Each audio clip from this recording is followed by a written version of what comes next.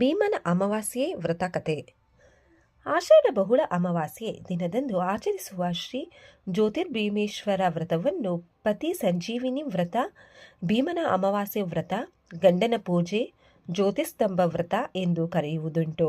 ಆದರೆ ಭೀಮನ ಅಮಾವಾಸ್ಯೆ ಎಂದು ಎಲ್ಲೆಡೆ ಜನಪ್ರಿಯವಾಗಿದೆ. ಈ ವ್ರತವನ್ನು ಮಾಡುವುದರಿಂದ ಕನ್ಯೆಯರು ಉತ್ತಮ ಗುಣವುಳ್ಳ ಪತಿಯನ್ನು ಮತ್ತು ಸಹೋದರರು ಕ್ಷೇಮವನ್ನು ಮತ್ತು ವಿವಾಹಿತ ಸ್ತ್ರೀಯರು ಸೌಭಾಗ್ಯವನ್ನು ಪಡೆಯುತ್ತಾರೆ. ಈ ವ್ರತವನ್ನು ಮನೋನಿಯಮಕರಾದ ಪಾರ್ವತಿ ಮತ್ತು ರುದ್ರದೇವರ ಅನುಗ್ರಹ ಪ್ರಾಪ್ತಿಗಾಗಿ ಆಚರಿಸುತ್ತಾರೆ. ಮದುವೆಯಾದ ಮೊದಲ 9 ವರ್ಷ ಈ ವ್ರತವನ್ನು ಹೆಣ್ಣು ಮಕ್ಕಳು ಮತ್ತು ಕನ್ಯೆಯರು ಮಾಡುತ್ತಾರೆ. ಮಣ್ಣಿನಿಂದ ಲಿಂಗಾಕಾರದಲ್ಲಿ ವಿಗ್ರಹ ಮಾಡಿ ಅದರಲ್ಲಿ ಪಾರ್ವತಿ ಪರಮೇಶ್ವರನನ್ನು ಆಹ್ವಾನಿಸಿ ಪೂಜಿಸುತ್ತಾರೆ. ನೈವೇದ್ಯಕ್ಕೆ ಕಡುಬು ಅಥವಾ ಇಡ್ಲಿ ಸಿದ್ಧಪಡಿಸುತ್ತಾರೆ. ಈ ಕಡುಬಿನಲ್ಲಿ ಚಿಲ್ಲರೆಯನ್ನು ಇಟ್ಟು ಅದನ್ನು ಹೊಸ್ತಿಲ ಎರಡೂ ಬದಿಯಲ್ಲಿ ವಿಳೆದೆಲೆ ಮೇಲಿಟ್ಟು ಹರಿದ್ರಾ ಕುಂಕುಮದಿಂದ ಪೂಜಿಸಿ ಮನೆಯ ಗಂಡು ಮಕ್ಕಳು ಕೈಲಿ ಈ ಕಡುಬನ್ನು ಅವರ ಮಂಡಿಯೂರಿ ಮೊಣಕೈನಿಂದ ಹೊಡೆಯಬೇಕು. ಆ ಸಮಯದಲ್ಲಿ ಹೆಣ್ಣು ಮಕ್ಕಳು ಗಂಡು ಮಕ್ಕಳ ಬೆನ್ನಿಗೆ ಹೊಡೆಯುತ್ತಾರೆ. ಇದನ್ನು ಭಂಡಾರ ಒಡೆಯುವುದು ಎನ್ನುತ್ತಾರೆ. ಈ ದಿನ ಕರಿದ ಪದಾರ್ಥಗಳನ್ನು ಮಾಡುವುದಿಲ್ಲ. ಭೀಮ ಕೂಡ ರುದ್ರದೇವರ ಹಲವಾರು ಹೆಸರುಗಳಲ್ಲಿ ಒಂದು. ಈ ಹಬ್ಬಕ್ಕೆ ಭೀಮನೆಂಬ ರುದ್ರದೇವರ ಹೆಸರಿನಿಂದ ಪೂಜಿಸುತ್ತಾರೆ. ಈ ವ್ರತದ ಮಹಿಮೆಯನ್ನು ಸಾಕ್ಷಾತ್ ಮಹಾರುದ್ರದೇವರೇ ಹೇಳಿದ್ದಾರೆ. ವ್ರತಕಥೆಯ ಸಂಕ್ಷಿಪ್ತ ಕಥೆ ಹೀಗಿದೆ. ಹಿಂದೆ ಸೌರಾಷ್ಟ್ರ ದೇಶದಲ್ಲಿ ವಜ್ರಬಾಹು ಎಂಬ ಉತ್ತಮ ಆಡಳಿತಗಾರ ರಾಜನಿದ್ದನು. ಅವನಿಗೆ ಸುಂದರನೂ ಗುಣವಂತನೂ ಆದ ಜಯಶೀಲನೆಂಬ ಮಗನಿದ್ದನು.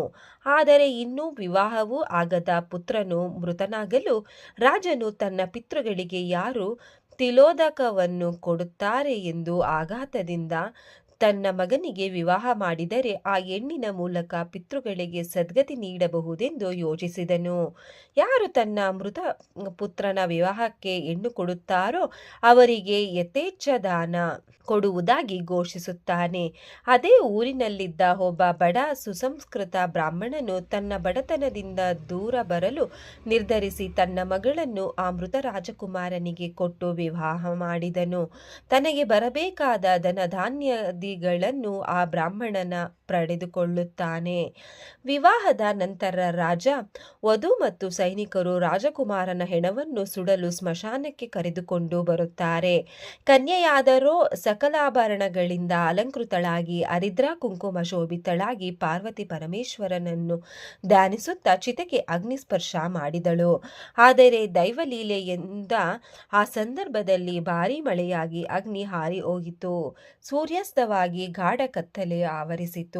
ಮಳೆ ಮಾತ್ರ ನಿಲ್ಲಲಿಲ್ಲ. ಹುಡುಗಿಯು ಈಗ ರಾಜಕುಮಾರಿಯಾಗಿದ್ದರಿಂದ ರಾಜಕುಮಾರನ ತಂದೆಯು ಆಕೆಗೆ ಹೆಣವನ್ನು ಬಿಟ್ಟು ಬರುವಂತೆ ತಿಳಿಸುತ್ತಾನೆ. ಆದರೆ ಪತಿಯ ಹೆಣವನ್ನು ಬಿಟ್ಟು ತಾನು ಬರುವುದಿಲ್ಲವೆಂದು ಹುಡುಗಿ ಹೇಳುತ್ತಾಳೆ. ರಾಜ ಮತ್ತವನ ಪರಿವಾರದವರು ಮಳೆಯಿಂದ ತಪ್ಪಿಸಿಕೊಳ್ಳಲು ಹುಡುಗಿಯನ್ನು ಬಿಟ್ಟು ಓಡುತ್ತಾರೆ. ರಾಜಕುಮಾರನ ಶವವನ್ನು ನೋಡುತ್ತಾ ಆಕೆ ಮನಸ್ಸಿನಲ್ಲಿಯೇ ನೊಂದು ಗಾಢ ಕತ್ತಲೆಗೆ ಹೆದರಿ ಪಾರ್ವತಿ ಪರಮೇಶ್ವರನನ್ನು ಪ್ರಾರ್ಥಿಸುತ್ತಾಳೆ. ಪರಮೇಶ್ವರ, ಹಿಂದೆ ಮಾರ್ಕಂಡೇಯನಿಗೆ ಚಿರಂಜೀವಿತ್ವ, ಅಗ್ನಿ ಮನ್ವಂತರಿಗೂ ಮರುಜನ್ಮ, ಶ್ವೇತವಾಹನನಿಗೂ ಶವ್ಯನ ಋಷಿಗಳಿಗೂ ದೀರ್ಘಾಯುಷ್ಯು ನೀಡಿರುವೆ. ನಾನು ಏನು ತಪ್ಪು ಮಾಡಿದ್ದೇನೆ? ನನಗ್ಯಾಕೆ ಈ ಘೋರ ಶಿಕ್ಷೆ? ಕಾಪಾಡು ಎಂದು ಪ್ರಾರ್ಥಿಸಿದಳು. ಭಕ್ತವತ್ಸಲನಾದ ಶಿವನು ಪಾರ್ವತಿಯೊಂದಿಗೆ ಅಲ್ಲಿ ಪ್ರತ್ಯಕ್ಷರಾದಾಗ ನನಗೆ ಸೌಭಾಗ್ಯ ಸಂಪತ್ತು ನೀಡು ಎಂದು ಪ್ರಾರ್ಥಿಸುತ್ತಾಳೆ. ಆಗ ಶಿವನು ನಿನಗೆ ಸೌಭಾಗ್ಯ ಸಂಪತ್ತು ನೀಡಬಲ್ಲ ಅತ್ಯಂತ ಶುಭಪ್ರದವಾದ ವ್ರತವೊಂದಿದೆ. ಆಷಾಢ ಮಾಸದ ಅಮಾವಾಸ್ಯೆಯ ದಿನ ಮಂಗಳ ಸ್ನಾನ ಮಾಡಿ ಪೂಜಾ ಸ್ಥಳವನ್ನು ಶುದ್ಧ ಮಾಡಿ ಭಕ್ತಿಯಿಂದ ಉಮಾಮಹೇಶ್ವರರನ್ನು ಅರ್ಚಿಸಬೇಕು. ಶುದ್ಧವಾದ ಅಕ್ಕಿಯ ರಾಶಿಯನ್ನು ಹಾಕಿ ಅದರ ಮೇಲೆ ತುಪ್ಪದ ದೀಪವನ್ನು ಹಚ್ಚಿಟ್ಟು ನನ್ನನ್ನು ಆರಾಧಿಸಬೇಕು. ಅಂತಹ ದೀಪಸ್ತಂಭದಲ್ಲಿ ಅಷ್ಟಮೂರ್ತಿಗಳ ಭೇದದಿಂದ ಭವಾದಿಗಳ ಭೇದದಿಂದ ನಾನು ಇರುತ್ತೇನೆ. ಆ ಅಷ್ಟಮೂರ್ತಿಗಳಲ್ಲಿ ನನಗೆ ಅತ್ಯಂತ ಪ್ರಿಯವಾದ ಚಂದ್ರನೂ ಇರುತ್ತಾನೆ. ಜ್ಯೋತಿರ್ಮಯನಾದ ನನಗೆ ಭೀಮೇಶ್ವರ ಎನ್ನುತ್ತಾರೆ. ಈ ದೀಪಸ್ತಂಭವು ನಾನೆಂದು ನನ್ನನ್ನು ಮಹಾಲಿಂಗ ಸ್ವರೂಪನೆಂದು ತಿಳಿದು ಪೂಜಿಸು ಎಂದು ಪೂಜಾ ವಿಧಾನವನ್ನು ಹೇಳಿದನು.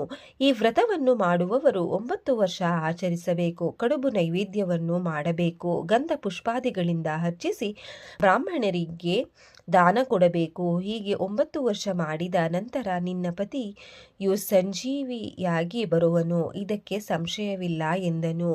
ಈ ಕನ್ಯೆಯು ಕಡುಬಿನ ಬದಲು ಆಕೆ ಮಣ್ಣಿನ ಮುದ್ದೆಗಳನ್ನು ತಯಾರಿಸುತ್ತಾಳೆ. ಅದರಂತೆ ಆ ಹೆಣ್ಣು ಮಗಳು ಅಲ್ಲಿ ಲಭ್ಯವಿದ್ದ ಮಣ್ಣಿನ ದೀಪಸ್ತಂಭ ಮಾಡಿ ಸಮೀಪದಲ್ಲಿದ್ದ ಹಲದೆಲೆಗಳನ್ನು ವಿಳೆದೆಲೆಯಾಗಿಯೂ ಅದರ ಕಾಯಿಗಳನ್ನು ಅಡಕೆಯಾಗಿಯೂ ಮಾಡಿಕೊಂಡು ಅಲ್ಲಿಂದ ಗರಿಕೆಯ ಹುಲ್ಲನ್ನೇ ಹೂಗಳಂತೆ ಭಾವಿಸಿ ಮಣ್ಣಿನಿಂದಲೇ ಕಡುಬು ಮಾಡಿ ದೀಪಗಳನ್ನು ಮನಸ್ಸಿನಲ್ಲಿ ಸ್ಮರಿಸಿ ಪೂಜಿಸಿದಳು.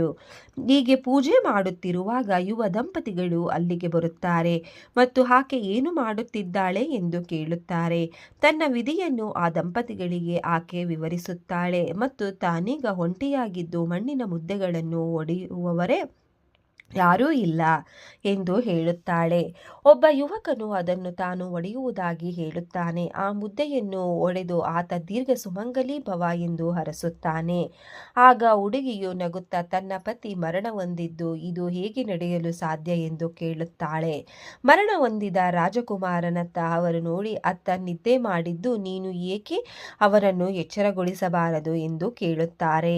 ಹೋಗಿ ಅವನನ್ನು ಎಬ್ಬಿಸು ಎಂದು ಹೇಳುತ್ತಾರೆ. ಆಶ್ಚರ್ಯದಿಂದ ಆಕೆ ರಾಜಕುಮಾರನನ್ನು ನೋಡುತ್ತಾಳೆ ಮತ್ತು ಆತ ಕಣ್ಣುಗಳನ್ನು ತೆರೆಯುತ್ತಿರುತ್ತಾನೆ. ಆಕೆಗೆ ತನ್ನ ಕಣ್ಣುಗಳನ್ನೇ ನಂಬಲು ಆಗುವುದಿಲ್ಲ. ಕೂಡಲೇ ಅಲ್ಲಿಗೆ ಬಂದಿದ್ದ ಯುವ ದಂಪತಿಗಳು ಯಾರು ಎಂದು ಅವರಿಗೆ ಗೊತ್ತಾಗುತ್ತದೆ. ಆದರೆ ಅಷ್ಟೊತ್ತಿಗೆ ಅವರು ಹೋಗಿರುತ್ತಾರೆ.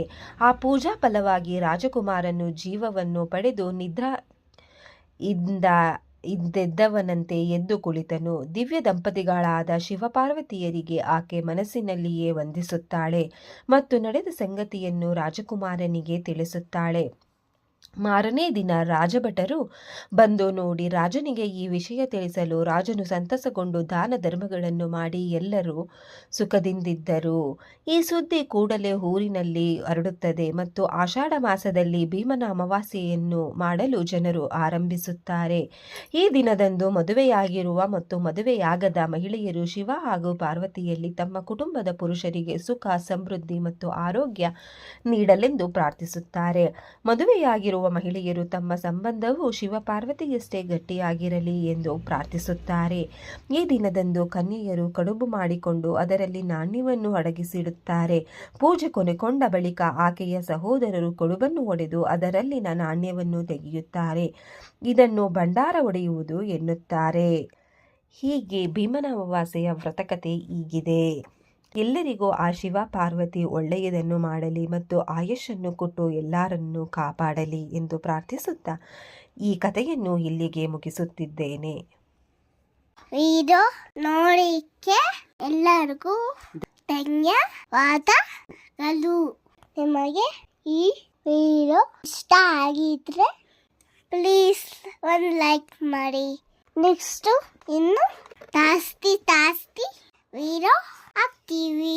ಹಾಗೆ ನಿಮ್ಮ ಫ್ರೆಂಡ್ಸ್ಗೆ ಶೇರ್ ಮಾಡಿ ಮತ್ತೆ ಸಬ್ಸ್ಕ್ರೈಬ್ ಮಾಡಿ. Thank you very much.